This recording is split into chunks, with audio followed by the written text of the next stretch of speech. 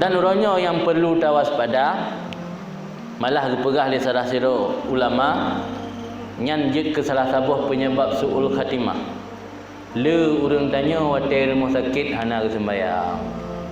Alasan dia tubit kaza. Menyana tubit lo. Hana tubit le, kau nak kaza. Padahal bab tayamum le purna. Bab tayamum le purna, terus bab sembahyang hormat wate ke purna langit tak. Sembahyang hormat wate sembahyang urang yang i hana tanah hana. Sembahyang hormat wate. Tanya sakit nak impuh bajaro. Kan cara anggota yang hana kena impuh darah. Bak yang kena impuh dah tayamum. Menyo jaro kan jaro pi anggota tayamum ke tidak sembahyang darurat.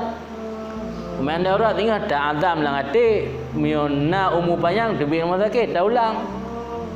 Yang baik pray je mana hana pubu dipai rumah sakit sampai masjid tak dengar suara azan tiaat.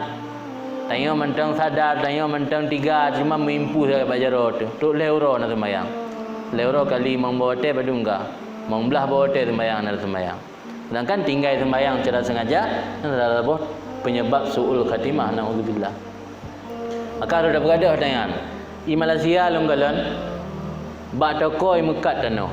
Nak pernah lonjak tiga bak salah satu toko kebetulan mekat kerendah toko ke rumah sakit. Longgalan lang mari na tanah untuk tayamum yang di kota raya. Talu kampung ni. Idanya orang makan rumah sakit berah alasan nampak minta tanah. Nampak minta tanah alasan kan.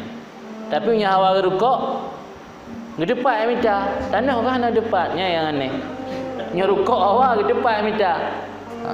Tapi tanah alasan hana tanah. Baru merdu rumah sakit merdu alasan hana tanah. Dah likut rumah sakit dum tanah. Hana tanah tak imai tanah kampung. Kaan orang ambil rantang lo dia sakit. Pakan tanah hai imai tanah sehingga kami tanah sebuah rantang duk tayamum. Adi baik pu biasa le dan yang tinggal sembahyang. Karena tinggal sembahyang juga penyebab suul khatimah. Kecuali kalau betul-betul hana sadar le ke betul mau la ruang ICU betul-betul hana ada tepu nyan ke kumah Allah.